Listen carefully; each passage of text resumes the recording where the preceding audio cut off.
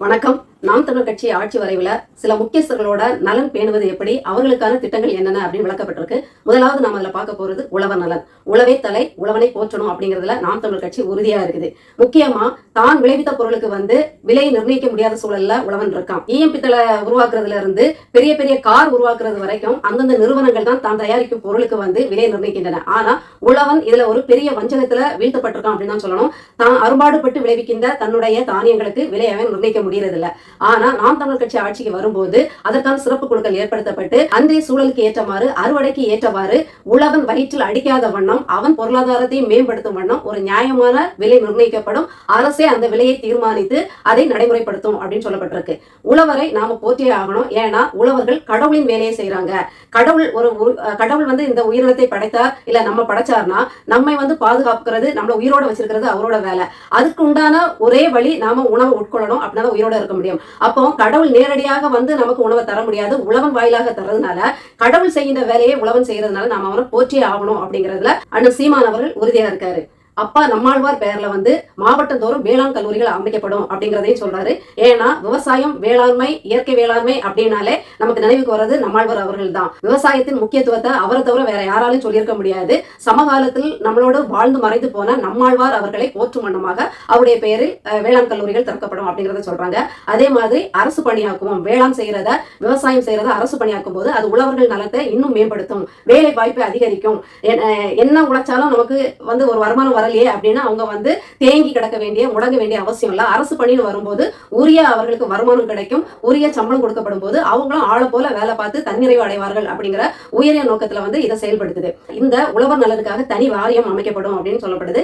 ஏன்னா இவர்களுடைய சிக்கல்களை தீர்ப்பதற்கும் ஏன்னா பல போராட்டங்கள் விவசாயிகள் பண்ணதை நம்ம பார்த்திருக்க முடியும். ஒன்றிய அரசின் வன்மையான திட்டங்களுக்கும் கடுமையான விவசாயிகளுக்கு எதிரான திட்டங்களுக்கு எதிராக விவசாயிகள் கால் தேய போராடினாங்க, ரத்தம் வழிய போராட்டங்களை மேற்கொண்டாங்க. அதே மாதிரி நம்முடைய தமிழ்நாட்டிலும் விவசாய சட்டங்களுக்கு எதிர்ப்பாக பல விவசாயிகள் போராடி வந்த வரலாறு நமக்கு தெரியும். அப்ப இதெல்லாம் களையும் வண்ணம், அவர்களை சிக்கல்களை போக்கும் வண்ணம் உதவி திட்டங்கள், நலத்திட்டங்கள் அவர்களை முறையாக போய் சேரும் வண்ணம் தனி நலவாரியம் அமைக்கப்படும் அப்படிங்கிறதையும் இதை குறிப்பா சொல்லியிருக்காப்ல. நெல் ஜெயராமன் அவர்கள் பெயர்ல விதை வங்கிகள் உருவாக்கப்பட்டு மரபு சார்ந்த விதைகள் விதைக்கப்படும் வண்ணம் இந்த விவசாயம் மேம்படுத்தப்படும். ஏன்னா அந்நியர்களின் தலையிட்டால், மேலை நாட்டவரின் கார்பரேட்டுகளின் தலையிட்டால நம்முடைய மரபு வழி விதைகளை நாம தொலைச்சிட்டோம். இன்னைக்கு ஒவ்வொரு தடவையும் விதைக்கிறதுக்கு முன்னாடி கார்பரேட்டுகள்கிட்ட நம்ம கையேந்திர நிலை இருக்கும். அதுவும் மரபணு மாற்றப்பட்ட விதைகளை நாம பயன்படுத்தி இன்னைக்கு கணக்கில் அடங்கா புது புது நோய்களால நாம அவசப்பட்டு இருக்கோங்கிறதா உண்மை. நாம மரபு வழி சார்ந்து இயற்கையாகவே நாம சாப்பிட்டு வந்தப்ப நமக்கு எந்த ஒரு பெரிய பிரச்சனைகளும் இருந்ததில்ல.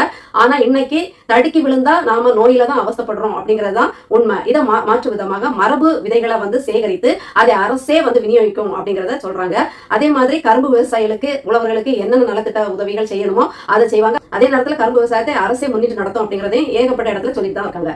அதே மாதிரி இயற்கை வேளாண்மையை எந்தெந்த உழவர்கள் செய்து வராங்களோ அவர்களை ஊக்குவிக்கும் விதமாக அவர்களுக்கு உரிய உதவிகள், சலுகைகள் வழங்கப்படும், அரசே அதை முன்னின்று செய்யும் அப்படின்னு சொல்லப்படுது. இயற்கை வேளாண்மையை மேம்படுத்தும் விதமாக நம்மை பாழாக்கும், நம்முடைய நிலத்தை பாழாக்கும், உடல் ஆரோக்கியத்தை பாழாக்குகின்ற வேதியியல் உரங்கள் முழுமையாக தடுக்கப்பட்டு முழுக்க இயற்கை உரங்கள் தயாரிக்கப்பட்டு அரசே அதை விநியோகிக்கும் அப்படிங்கிறதையும் சொல்றாங்க.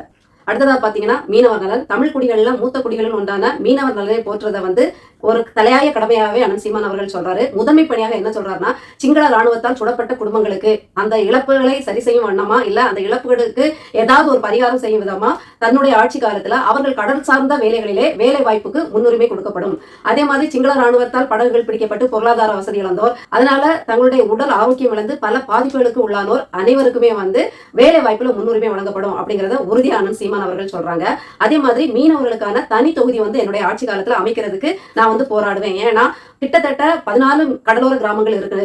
அவர்கள் ஒரு மூத்த குடிகள், அவர்களுக்கான பிரதிநிதித்துவம், அவர்களுக்கான ஒரு அதிகார மையங்கிறது ரொம்ப குறைச்சலாவே இருக்குது. அதனால அவர்கள் அதிகமாக அதிகாரத்திற்கு தங்களுடைய குடிகள் சார்ந்த நலனை பேணும்படிக்க அவர்களுக்கு வாய்ப்பு வழங்கப்படும். குறைஞ்சது அவர்களுக்கு ஒரு 6 சட்டமன்ற தொகுதியாவது தனி தொகுதியாக அவங்க நின்று ஜெயிக்கிறதுக்கு நான் வாய்ப்பு கொடுப்பேன். அதற்கு என்னென்ன நடவடிக்கைகள், சட்ட போராட்டங்கள் பண்ணணுமோ ஒரு மாநில அரசா நின்று ஒன்றிய அரசை வலியுறுத்துவேன் அப்படிங்கறத சொல்றாரு. மண்டல் கமிஷன் ஆணைப்படி ஆந்திரா, தெலுங்கானா, இன்னும் கேரளா போன்ற மாநிலங்கள் மீனவ குடிகளை அவர்கள் கோரிக்கையின்படியே கடல் மரபுசார் பழங்குடியினர் அப்படிங்கிற சமூகத்துக்குள்ள அவங்கள அட்டவணைப்படுத்தியிருக்காங்க. அதையே தன்னுடைய ஆட்சியிலையும் நிறைவேற்றுவதாக உறுதி கொடுத்திருக்காரு. அது மட்டும் இல்ல, ஒன்றிய அரசோடு பேசி அவர்களுக்கான நிதி உதவிகளை தயங்காம பெற்று தரும் அப்படிங்கறதையும் சொல்றாரு. அவர்களுக்கான தனி அமைச்சகத்தை ஒன்றிய அரசுல ஏற்படுத்துறதுக்கு பல மாநிலங்களோடு பேசி முடிவெடுத்து அதன் முக்கியத்துவத்தை உணர்த்தி அதற்காகவும் போராடுவேன். ஏன்னா ஒன்றிய அரசுல மீனவர்களுக்குன்னு ஒரு பெரிய கருணை பார்வையோ ஒரு முக்கியத்துவமோ கிடையாது.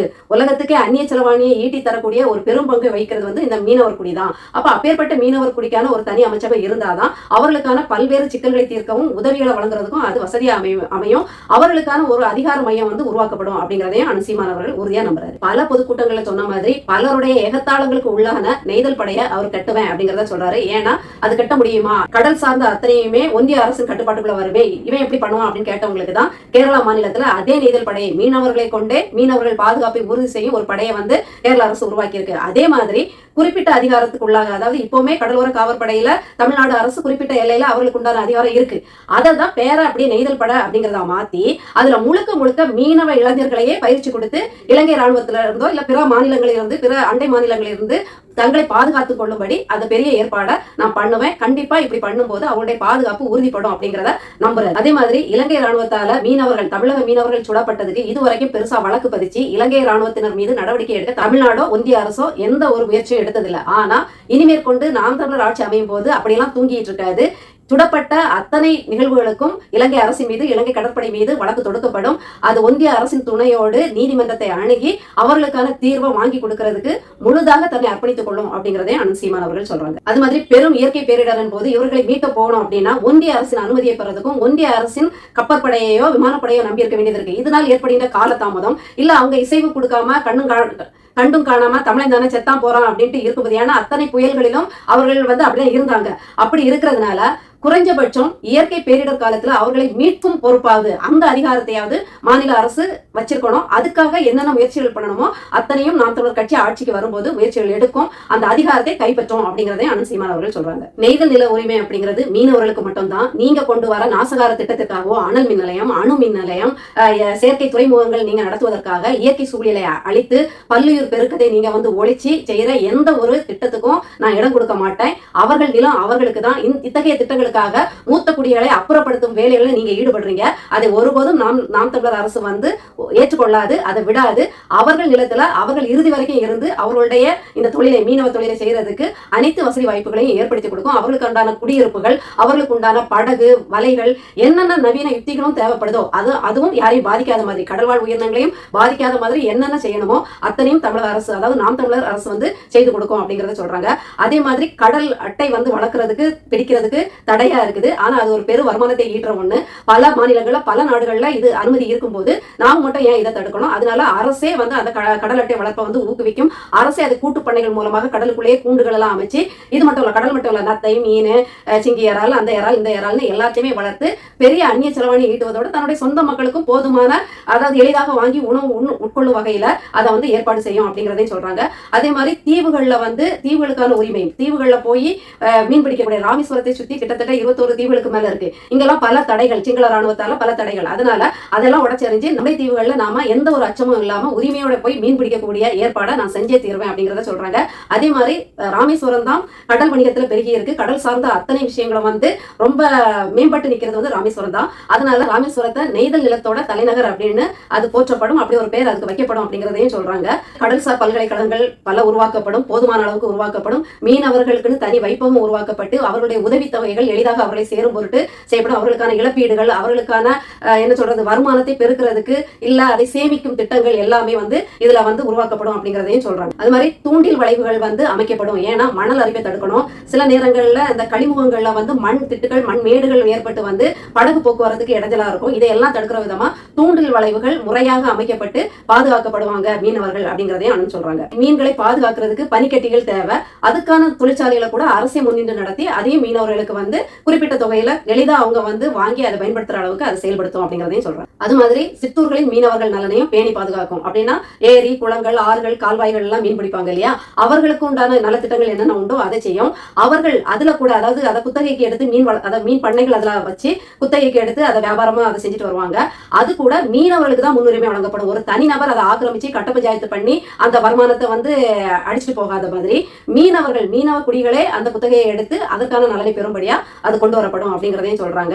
அதே மாதிரி இவர்களுக்கான மின்சார இணைப்புகள், எரிவாயு இணைப்புகள் இதெல்லாம் வந்து ஒரு உருவாக்க விலையிலே கொடுக்கப்படும். ஏன்னா அவங்க வந்து உயிரை பணையம் வச்சு கடல்ல போய் கடல்ல மீன் பிடிச்சிட்டு வந்து வியாபாரம் பண்றாங்க, இல்ல அவங்களுடைய வாழ்வாதாரத்தை பெருக்கிக்கிறாங்க. அது உயிருக்கு ஒரு உத்தரவாதமே இல்லாத ஒரு தொழில். ஏன்னா காணாமலே போயிருவாங்க, உடல் கூட கிடைக்காம இன்னைக்கும் என்ன ஆச்சு, உயிரோட இருக்காங்களா இல்லையா அப்படின்னு தெரியாமலே திகச்சு போய் நிற்கிற குடும்பங்கள் ஏராளம். அதனால அவங்களுக்கு என்னாலான ஒரு சிறிய உதவியா இதை எல்லாமே உருவாக்க விலையிலே கொடுக்கப்படும். உங்களுக்கு என்ன விலையில உருவாக்கப்படுதோ அதே விலையில இவங்களுக்கு வழங்கப்படும் அப்படிங்கிற ஒரு சிறப்பு சலுகையையும் சொல்றேன். அடுத்ததா பாத்தீங்கன்னா வணிகர் நலன். வணிகர் நலனை பொறுத்த வரைக்கும் உள்நாட்டு வணிகர்களுக்கு தான் சிறப்பு செய்யப்படும். மற்ற மாதிரி வெளிநாட்டு வணிகர்கள் இங்க வந்து இப்ப ஜாம்பவான்களா இருக்காங்க, கோல் வச்சுக்கிட்டு இருக்காங்க, அவர்கள் கொம்புகள் எல்லாம் முறிக்கப்படும். நான் இயற்கையாகவே இயல்பாகவே உள்நாட்டு வணிகர்களை ஊக்குவிச்சிருவேன். அவர்களுக்கு வேண்டிய உதவிகளை நான் வழங்கிடுவேன், அவர்களுக்கு வேண்டிய காப்பீடுகளை வழங்கிடுவேன், இழப்பீடுகளை கொடுப்பேன். அவர்களுக்கு என்னென்ன உதவிகள் சட்ட ரீதியா செய்ய முடியுமோ அத்தனையும் நான் செய்யும் போது இயல்பாகவே உள்நாட்டு விவசாயிகளோட வளர்ச்சி, உள்நாட்டு வணிகர்களோட வளர்ச்சி வந்து மேம்பட்டுரும். அப்ப வந்து இயல்பாகவே வெளிநாட்டு வணிகர்கள் காலி பண்ணிட்டு போக வேண்டிய வரும். அதாவது ஒரு நேருக்கு நேர் நின்று தேவையில்லாம சண்டை போட்டு நேரத்தை விரயமாக்குறத விட நான் இன்னொன்னு சரியா பண்ணி சரியில்லாததை அழிச்சிருவேன் அப்படிங்கிற ஒரு லாஜிக்கோட அன்னை இதை செய்யறாங்க. இது ரொம்ப போற்றுதற்குரியதா இருக்குது. அதே மாதிரி அவர்களுக்கு உண்டான நல வாரியங்கள் இப்போ இருக்குது. ஆனாலும் அது கட்ட பஞ்சாயத்து, அதாவது அதுல வந்து அரசியல் கட்சிகளோட தலையீடு இருக்கும், ஆட்சியாளர்கள் ஆளும் கட்சியோட தலையீடு அதிகமா இருக்கும். அதுல வந்து அவங்க நல வாரியங்கள்ல பொறுப்புகள்ல வரணும்னா அது ஒரு பெரிய இன்னைக்கு வந்து ஊழல் செய்யக்கூடிய இடம், அதாவது லஞ்சம் பெறக்கூடிய ஒரு இடமா மாறிட்டதுனால அரசியல் தலையீடு தூக்கலாவே இருக்கும். அப்போ வந்து அரசியல் ஆளுங்கட்சி பலம் கொண்டவர்கள் தான் அதுல பெரிய வணிகர் சங்க தலைவர் அப்படி இப்படின்னு வந்து கோட்டை கட்டி அரசியல்வாதிகளுக்கு இணையா அவங்க வந்து நாடாளுவாங்க அப்படின்னு சொல்லணும். இதெல்லாம் தவிர்க்க வேணும். இதுல வந்து பணியமர்த்துறது எல்லாமே வெளிப்படைத்தன்மையுடன் இருக்கும். உண்மையான நேர்மையான வணிகர்கள் வந்து இதன் பொறுப்பாளர்களா இருப்பாங்க. எந்த அரசியல் தலையிடம் இருக்காது, கட்சி தலையிடம் இருக்காது. ஆளுங்கட்சி நாம் தமிழராக இருக்கும்போது நியாயமா தான் அதை பார்க்கும், சரியான பிரதிநிதிகளை தான் அதுல வந்து பணிக்கு அமர்த்தும் அப்படிங்கறத சீமான் அவர்கள் தெளிவா சொல்றாங்க. அதே மாதிரி அவர்களுக்கான வாடகை, மின்சாரம் இது எல்லாமே பாத்தீங்கன்னா இரட்டை மதிப்புல அவங்க வந்து கட்டணம் செலுத்த வேண்டியது இருக்கும். அப்படி இல்லாம சாதாரணமா எளிதா கட்டணம் கட்டக்கூடிய வகையில அது வந்து மாற்றி அமைக்கப்படும் அப்படிங்கிற சொல்றாங்க. அவருடைய பாதுகாப்பும் உறுதி செய்யப்படும். ஏன்னா கட்ட பஞ்சாயத்து பண்ணி ஆளுங்கட்சி ஆட்கள் இல்லைன்னா எதிர்கட்சி ஆட்கள் எல்லா பிரமுகர்களும் கவுன்சிலர்கள் வரைக்கும் மிரட்டி மாமூல் வாங்குறது, இல்ல மிரட்டி பொருளை வாங்கிட்டு போறது, பொருளை வாங்கிட்டு பணம் கொடுக்காம ஓசியில போறது, ஓசியில போயிட்டு நம்மள ஓசி வர சொல்லுவாங்க. இப்படிப்பட்ட ஓசி கேசுகளை அழிக்கிற விதமா நாம் தமிழர் கட்சி அதை வந்து சீர்படுத்தி ஒழுங்கு நடவடிக்கை எடுக்கும். அப்படி ஒரு அபாயகரமான சூழல்ல வந்து மனிதர்களை தள்ளாது. இந்த மாதிரி ஒரு மோசமான நடவடிக்கையில் ஈடுபடுவோர உரிய தண்டனை வழங்கும் அப்படிங்கறதையும் சீமான் அவர்கள் சொல்றாங்க. அதே மாதிரி நடைபாதை வணிகத்துக்கு தடை போடப்படும். ஏன்னா நடைபாதை நடப்பதற்கே, அது வந்து விற்பனை பொருட்களால நிரப்புவதற்கு அல்ல அப்படிங்கறத உறுதியா இருக்காங்க. அவர்களுக்கு மாற்று இடமாக வணிக நலக்கூடங்கள் அமைக்கப்படும். வணிக கூடங்கள் அமைக்கப்பட்டு அந்தந்த பகுதி வாழ் நடைபாதை வணிகர்களுக்கு சிறு பகுதிகள் ஒதுக்கப்பட்டு அங்க அவர்கள் வந்து அவங்களுடைய வருமானத்தை ஈட்டிக்கொள்ள வழிவகை செய்யும் அப்படிங்கறத சொல்றாங்க. அம்மா உணவு வந்து இன்னைக்கு பேரளவுல தான் இருக்குது. அங்க எதுவுமே சரி கிடையாது. சாப்பாடு முறைப்படி போடுறது இல்ல, அதுக்கான கருவிகள் பாத்திரங்கள் எதுவுமே ஒழுங்காவே இல்ல. அதை நான் சீர்படுத்துவேன். ஏன்னா அது ஏழை எளிய மக்களின் வயிற்று நிரப்புறதுல அது ஒரு சிறந்த ஒரு சேவை இதாக தான் இருக்குது. அதை நான் வந்து நீர்த்து போக செய்யாம அதை உயிர்ப்பிப்பேன் அப்படிங்கறதே சீமான் அவர்கள் சொல்றாங்க. அடுத்ததா பாத்தீங்கன்னா தூய்மை பொறியாளர். அதான் தூய்மை பணியாளர்கள்னு கூட அண்ணனுக்கு சொல்ல மனசு வரல. ஏன்னா அவங்க வந்து ஒரு மோசமான எல்லாருமே செய்ய தயங்குகின்ற உடல் ஆரோக்கியத்துக்கு கேடான ஒரு விஷயத்த தயங்காம செஞ்சுட்டு வரனால அவர்களை தூய்மை பொறியாளர்கள்னு சிறப்பிக்கிறாரு அப்படின்னு தான் சொல்லணும். இன்னைக்கும் மனிதனின் மலத்தை மனிதனே அள்ளும் அவலம் இருந்துட்டு தான் இருக்கு. இவ்வளவு நாகரிக காலத்திலும் செவ்வாய்க்கு ராக்கெட் விடுறோம்னு பீத்திக்கிற காலத்துல கூட மனித கழிவுகளை மனிதர்கள் சாக்கடைக்குள் இறங்கி கழிவு நீர் அடைப்புக்குள்ளெல்லாம் இறங்கி கையை விட்டு நோண்டி எடுத்து வெளியில போடுறத நாம இன்னைக்கும் சாலையோரங்கள்ல பார்க்கலாம். அந்த நிலமா வரவே வராது. முழுக்க இயந்திரங்கள் மூலமா தான் இவைகள் அகற்றப்படும் அப்படிங்கறத உறுதியா சொல்றாரு. அதே மாதிரி அவர்கள் இன்னைக்கு நிரந்தர பணி இல்லாம பல போராட்டங்களை சந்திச்சுட்டு வராங்க. அவர்களுக்கு பணி நியமனம்ங்கிறது நிரந்தரமாக்கப்படும். ஏன்னா அவங்க ஒரு நாள் தூங்கிட்டாங்கன்னா ரோடே நாசமாயிரும். அவ்வளவு நம்முடைய நகரத்தையும் நம்முடைய சாலையோரங்களையும் கழிவுநீர் பாதைகளையும் சுத்தமா வச்சிருக்க அவங்கள வந்து நாம வந்து கைவிட்டக்கூடாது அப்படிங்கறதுல அவர் உறுதியா இருக்காரு. அதே மாதிரி அவர்கள் தங்களுடைய சம்பளத்துக்காகவும் எங்களை தனியார் மயமாக்காதீங்க, எங்களை பணி நிரந்தரம் செய்யுங்கன்னு கேட்டு போராட்டம் பண்ணும்போது அவ்வளவு அவசைகள் கொடுத்தாங்க, அவமானப்படுத்தப்பட்டாங்க, இழுத்து செல்லப்பட்டாங்க, இன்னும் அடிதடி எல்லாமே நடந்துச்சு. ஏவல் துறை வந்து மகாமட்டமா அவர்களை கேவலமா நடத்தினாங்க. அதையும் மிஞ்சி அவர்கள் மீது வழக்கு பதிச்சாங்க. என்னுடைய ஆட்சி வரும்போது இந்த வழக்குகள் எல்லாம் ரத்து செய்யப்படும் அப்படிங்கறத சீமான் அவர்கள் சொல்றாங்க. அதே மாதிரி மேம்படுத்தப்பட்ட பாதுகாப்பு கவசங்கள் வழங்கப்படும். கொரோனா காலத்துல உங்களுக்கு தெரியும், அத்தனை பேரும் பாதுகாப்பு கவசத்தோட உட்கார்ந்து வேலை செய்யும் போது செவிலியர்கள் கூட ஓரளவுக்கு பாதுகாப்பு கவசங்களோட வேலை செஞ்சப்ப இந்த தூய்மை பணியாளர்கள் எங்களுக்கு கையுறை இல்ல, காலுறை இல்ல, மாஸ்க் இல்ல, எந்த ஒரு உடலை பாதுகாக்கக்கூடிய எந்த ஒரு கவசமும் எங்களுக்கு தரலன்னு ஒப்பாரி வச்சு நாம பார்க்க முடியும். ஏற்கனவே அவர்கள் செய்கின்ற வேலை நச்சுத்தன்மை உள்ள ஒரு பொருளோட ஒரு பகுதியில தான் அவங்க வேலையை பாக்குறாங்க. போதாத குறைக்கு அவங்கள பாதுகாக்கக்கூடிய கவசங்களும் இல்லைன்னா எவ்வளவு சீக்கிரத்துல அவங்க நோய்வாய்ப்படுவாங்க, எவ்வளவு தோல் சொறி நோய்களுக்கு அவங்க வந்து அவஸ்தப்படுவாங்கிறது நாம கண்கூட பார்க்கக்கூடியது. ஏன்னா தூய்மை பொறியாளர்கள் போராட்டத்துல நீங்க ஊடகத்துல பார்த்திருப்பீங்க, பல பேருடைய கை கால்கள் எல்லாம் அவ்வளவு ரணங்கள், அவ்வளவு புறையோடி போன புண்களை எல்லாம் பார்க்க நேர்ந்திருக்கும். அதனால பாதுகாப்பு கவசங்கள் இவர்களுக்கு முறையாக வழங்கப்படும். அவர்கள் உடல் நலனை பேணுறதுல நாம் தமிழர் அரசு குறிக்கோளா இருக்கும் அப்படிங்கறதை அண்ணன் சீமான் அவர்கள் சொல்றாங்க. அடுத்ததா பாத்தீங்கன்னா அமைப்பு சாரா தொழிலாளர்கள் நலன், அதாவது கட்டடம் கட்டுறவங்க, இந்த குழாய்கள் பொறுத்தவங்க, பிளம்பிங் வேலை பாக்குறவங்க அப்படின்லாம் சொல்லுவாங்க இல்லையா, அது வீட்டு வேலை பாக்குறவங்க, முடி திருத்தம் செய்யறவங்க, இவங்க எல்லாம் பெருசா மதிக்கப்படுறதுல ஒரு கருணை பார்வை, அரசின் கருணை பார்வைக்குள்ள இவங்க வரதே கிடையாது. இங்கே ஏகப்பட்ட கட்ட பஞ்சாயத்துகள், அவர்களுக்கு உரிய ஊதியம் வழங்கப்படுறது கிடையாது. பேசப்பட்ட ஊதியம் ஒன்னா இருக்கும், வழங்கப்படும் ஊதியம் இன்னொன்னா இருக்கும். அதை வந்து இடைத்தரகர்கள் வந்து அவர்களுக்கு பேசிய கூலிகள்ல கூட கொஞ்சம் எடுத்துட்டு கொடுக்கறத பார்க்க முடியும். இப்படியெல்லாம் இருக்கிறதுனால இது முறைப்படுத்தப்படும். அவர்களுக்கும் தனி குழுக்கள், சிறப்பு குழுக்கள், நல வாரியங்கள் ஏற்படுத்தப்பட்டு அதன் மூலமாக அவருடைய சிக்கல்கள் தீர்க்கப்படும் அப்படிங்கிறதையும் அண்ணன் சீமான் அவர்கள் இதுல சொல்றாங்க. தொழிலாளர்களுக்கு உண்டான ஓய்வூதியங்கிறது ரொம்ப கம்மியா இருக்கும், ரொம்ப குறைச்சலா இருக்கும். ஆனா அண்ணன் சீமான் அவர்கள் நான் ஆட்சிக்கு வரும்போது அவர்களுக்கு தேவையான அளவுக்கு நியாயமான ஒரு ஓய்வூதியம் வழங்கப்படும் அப்படிங்கிறத சொல்றாங்க. அதே மாதிரி திருமண பொருளாதார திட்டம் அப்படிங்கிற முறையில ஒரு ஏற்றத்தாழ்வான ஒரு விஷயத்தை தான் பண்ணிட்டு இருக்காங்க. அவர்களுக்கு வேண்டியவர்களுக்கு அந்த தொகைகளை கொடுக்கறதும், வேண்டாதவர்களை கண்டுக்காததுமா அப்படி போகும்.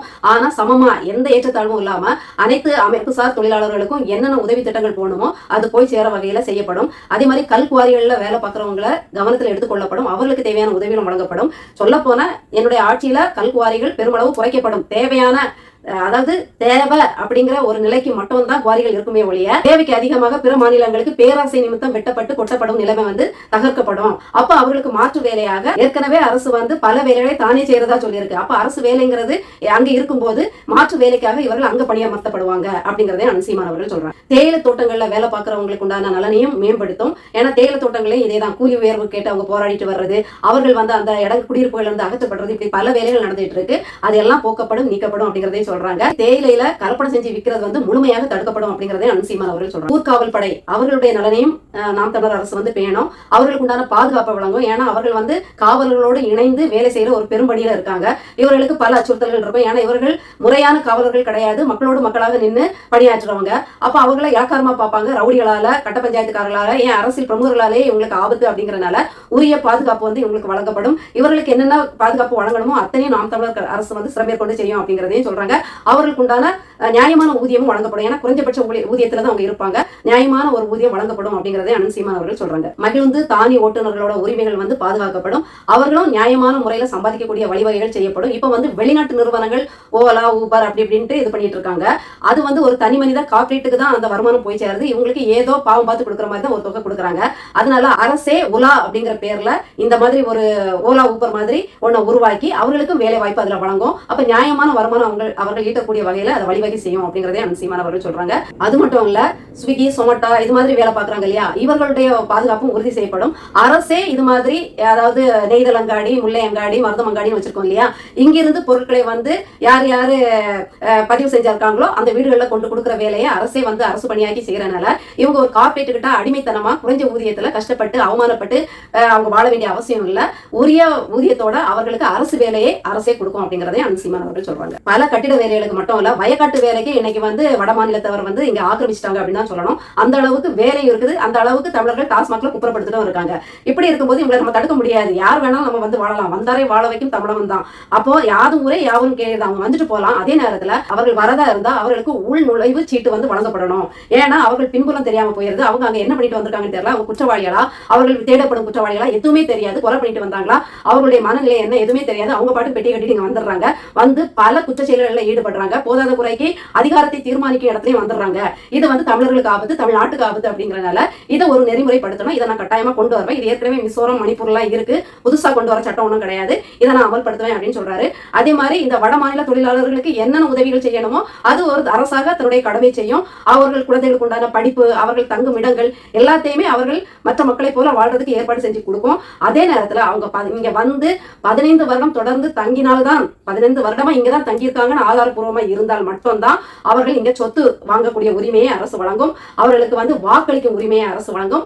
இங்க தமிழ்நாட்டு தான் வசிக்கிறாங்கிறதுக்கு ஆதாரமான ஆதார அட்டையும் வழங்கும் அப்படிங்கிறதையும் அண்ணன் சீமான் அவர்கள் சொல்றாங்க. இது உண்மையிலே நெறிமுறைப்படுத்த வேண்டிய ஒண்ணு. அவர்கள் எவர் வேண்டுமானாலும் இங்க வந்து வாழலாம்.